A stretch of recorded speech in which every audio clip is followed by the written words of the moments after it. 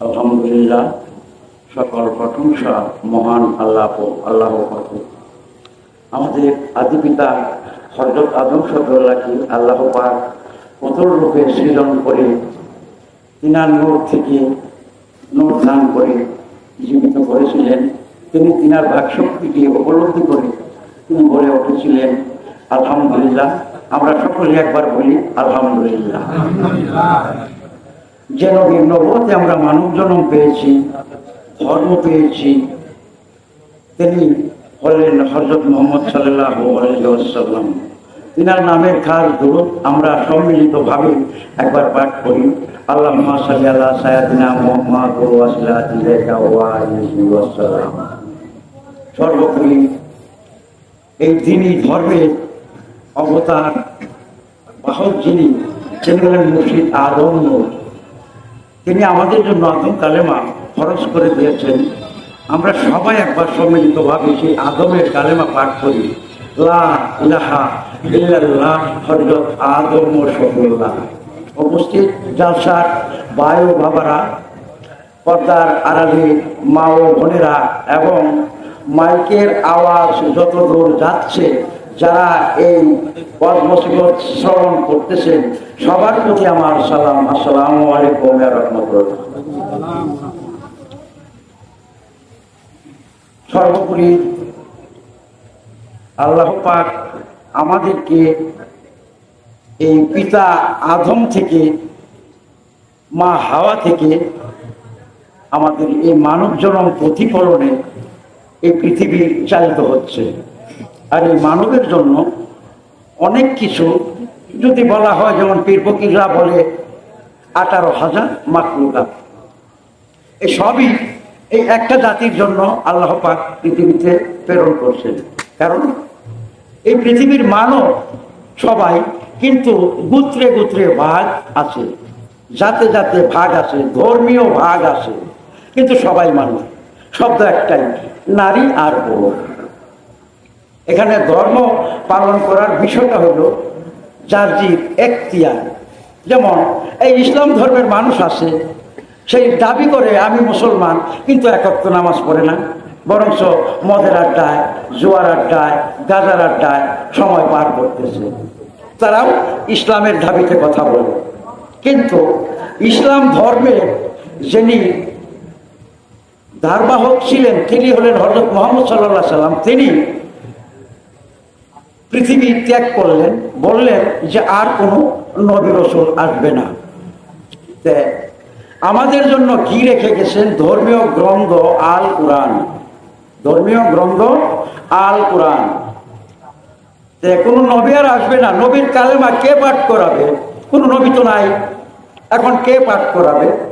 সেই ধর্মগ্রন্থ আল কুরআনের যে সংবিধান আমাদের জন্য রাখা হয়েছে, সেই সংবিধান বাস্তবায়ন করতে হবে। সেই সংবিধান রূপান্তর করতে হবে। কিন্তু বিশ্বনবী যে 1500 বছর হইল পৃথিবী ত্যাগ করলেন, সেই আল কুরআনি জীবন ব্যবস্থা রেখে গেলেন। কিন্তু এই 1550 বছরের ভিতর কোনো মানব সেই আল কুরআনের সংবিধানে উপনীত হইতে পারে নাই। কেন কি পারে নাই? কোরআন তো করছে, কেউ হেফজ করছে, যেমন তাকে হাফেজ বলা হয়। কোরআন হেফজ করছে কি? সে মুখস্থ বলতে পারে কোরআন।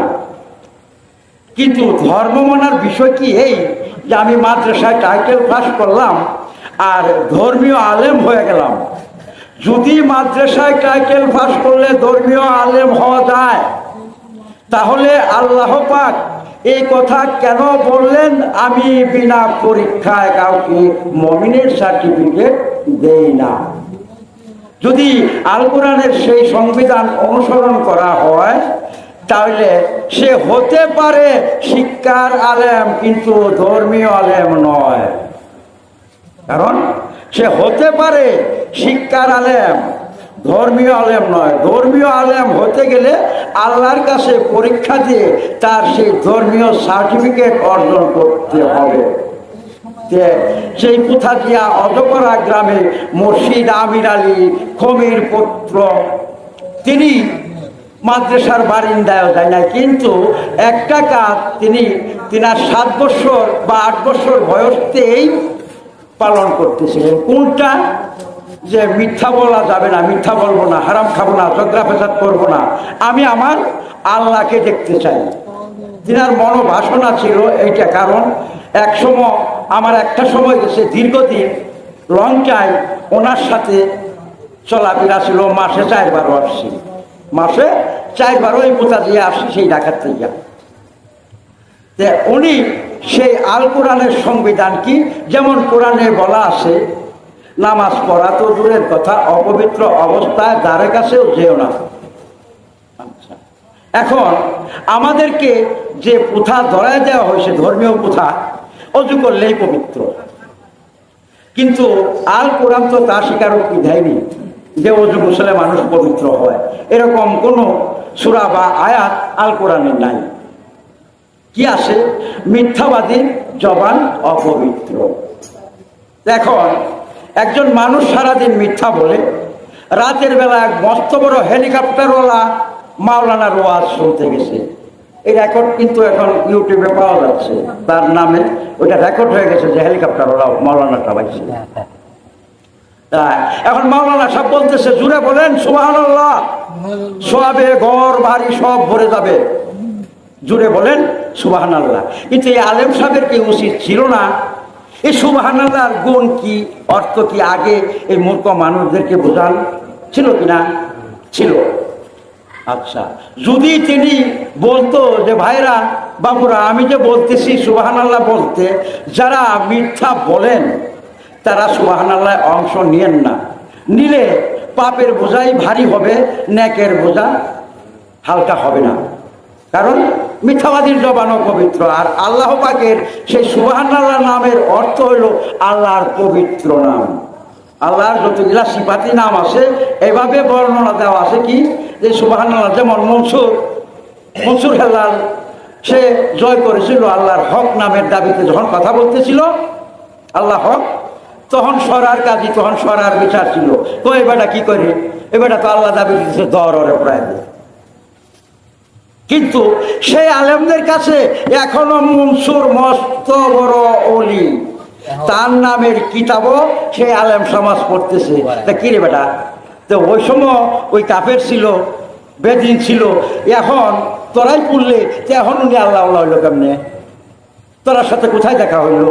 আর তার কাছ থেকে কি জানলে যে আল্লাহ বিষয়টা তোদের কাছে প্রকাশ দিল? তো এই বিষয়টা হইলো, এই মানব জাতি বুঝতেই চাচ্ছে না বা বুঝে নিচ্ছে না। কি নিচ্ছে না? নফসে আম্বারা, অর্থাৎ জীবাত্মা। এর ভিতরে মুর্শিদ আজম নূর বলেছেন, লক্ষ কোটি লোভ লালসা সেই নফসে আম্বারার ভিতরে গচ্ছিত। তাই মানুষ কেউ দুধ বিক্রি করে মদ কিনে, আর কেউ মদ বিক্রি করে দুধ কিনে। সূরা নাস, ওইখানে বলা হচ্ছে খান্নাসের ওয়াসওয়াসা থেকে নিজেকে রক্ষা করো, মানবরূপী জিন শয়তান থেকে তোমরা দূরে থাকো। কিন্তু ওই দিকে কোনো নজর নাই। যা কইছে শয়তানে করছে, শয়তানে করাইছে। এখন তুমি যখন বান্দা চুরি করিয়া বড় মাছটা বাজার থেকে কিনে নিয়ে বাড়ির দেও রান্না করার জন্য যখন মজা কইরা খাও, মজাটা কি ইবলিশ পায় না তোমরা পাও? মজাটা ইবলিশ পায় না তোমরা পাও? ইবলিশকেও দোষারোপ করা হচ্ছে, কারণ ইবলিশে করে একটা। আর কিছু আলেমদের কাছে শুনি ঠ্যাঙ্গের ফাঁক দেয়, ভালো করে নামাজে সিপায়া দাঁড়ায়ও, ঠ্যাঙ্গের ফাঁক দেয়, ফাঁক দেয় ইবলিশ ঢুকে যাবে, ঠ্যাঙ্গের ফাঁক দেয় ইবলিশ ঢুকে যাবে। কিন্তু তোমার ভিতরে যে কোরআন সাক্ষ্য দিছে নফসে আম্বারা, সে তোমার যে যাহা খুশি তাহাই করাইতে পারে, কিন্তু ওই নিয়ে কোনো আলেম, কোনো পীর, কোনো যোগী, কোনো ঋষি, কোনো মৌলবী, সন্ন্যাসী কেউ কথা বলে না। শুধু ধর্মীয় ব্যবসা শুরু হচ্ছে। কারণ নবী রসুলদের নামের সামা গীতি কান্দা খান্দা করলেই আমি বড় বক্তা। আপনারা প্রকাশ্যে দেখাচ্ছি, আমেরিকা সারা বিশ্বকে শাসন করে, আমেরিকা সারা বিশ্বকে শাসন করে। সেই দেশের প্রেসিডেন্টের বেতনও এক রাইতে 60,000 টাকা হয় না, এক রাইতে বা একদিনে 60,000 টাকা হয় না। আর যে কোরআন প্রকাশ দিচ্ছে যে তুমি কোরআন শিক্ষা দিয়া কারো কাছ থেকে 1টি টাকা গ্রহণ করতে পারো না, যদি করো তাহলে তোমার পেটের ভিতরে আগুনের গোলা ঢুকে। এসব নিয়ে কোনো ওয়াজ নেই। জিজ্ঞাসা করলে বলে এটা কর্ম। তাহলে এটা যদি তোমার কর্ম হয়, স্রষ্টার আইনে স্রষ্টা নিজে বলছে কর্ম ফরজ, ধর্ম ফরজ।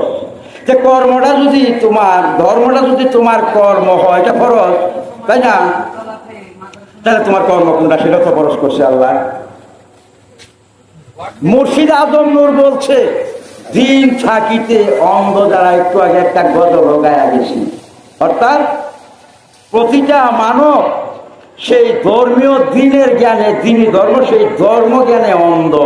কারণ 1500 বছর আজকে থেকে একটা প্রথা চলে আসে, যাই করণ নবী মাপ সাপ করে নেওয়া যাবে।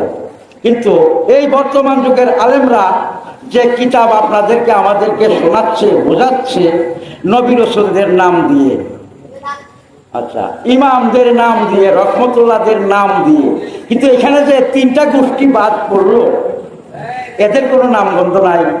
যাদেরকে নবী চিহ্নিত করে দেখাচ্ছেন তুমি জান্নাতি, তুমি জান্নাতি, অর্থাৎ তারা হলেন সাহাবী। সাহাবী শব্দের অর্থ কি আছে প্রকাশ? কারো জানা আছে? কোনো আলেমপীর কি বলে সাহাবী শব্দের অর্থ কি? সাহাবীদের নামে কোনো কিতাব নাই, সাহাবী আজমানের নামে কোনো কিতাব নাই, তাবিনের নামে কিতাব নাই। যখন আসলো সেই সূরা ফাতিহার হুদাল লিল মুত্তাকিনের পথ, তখনই আইসে হাজির হইল ইমাম সাহেব, রহমতুল্লাহ সাহেব, অমুক সাহেব, সুফি সাহেব। এখানে কোরআন সাক্ষ্য দিছে তাবিনের পরে তিনি ধর্মে যে উন্নীত হবে, সে হবে হুদাল লিল মুত্তাকিন।